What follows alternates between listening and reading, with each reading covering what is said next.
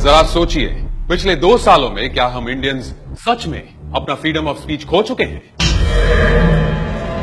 मैं विक्रम बजाज आज फिर से आपके लिए लेकर आया हूं खबरों के पीछे का रिसर्च और सच। लेकिन इस बार सोचने से पहले जरा सुनिए। मोदी एक कायर और विकृत इंसान है। अरविंद केजरीवाल, मोदी की सरकार हरामखोर है। आपके नेता अमनतुल्ला खान, और ये सुनिए, मोदी की सरकार नपुंसक है। कपिल मिश्रा, मोदी ने चाय नहीं खून बेचा है। ये किसने कहा? लालू प्रसाद यादव ने।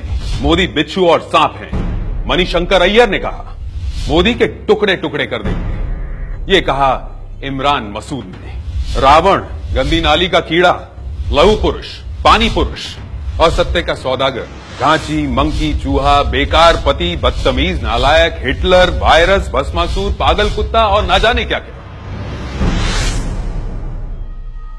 मतलब कि अपूर्व जनमत से जनता द्वारा चुने गए देश के सर्वोच्च जन सेवक पर आप घटिया से घटिया शब्दों में वाणी या लिखित रूप से प्रहार कर सकते हैं, वो भी पब्लिकली। और फिर भी आप कहते हैं कि हमारी फ्रीडम ऑफ स्पीच खतरे में है। जनाब, इनको याद दिला दें कि असल में हमारी फ्रीडम ऑफ स्पीच छिन गई थी इमरजेंसी के टाइम पर, जब रातों रात संविधान का आर्टिकल 19 यानी कि हमारे और प्रेस के सारे मूलभूत अधिकार खारिज किए गए थे।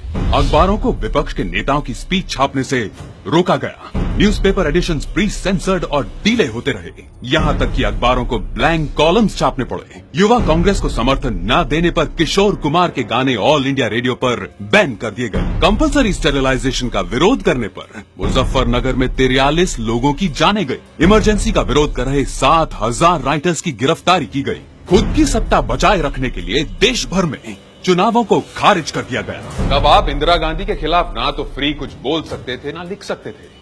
यही नहीं, आप ना तो फ्री सोच सकते थे। ये होता है फ्रीडम ऑफ स्पीच को खतरा। वैसे तो आज भी सोनिया गांधी या राहुल गांधी के खिलाफ बोलने या लिखने वालों की गिरफ्तारी की खबरें हम आए दिन पेपर में पढ़ते ही रहते हैं।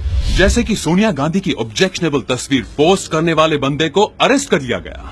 ममता बनर्जी का कार्टून बनाने वाले प्रोफेसर को भी अरेस्ट कर लिया गया।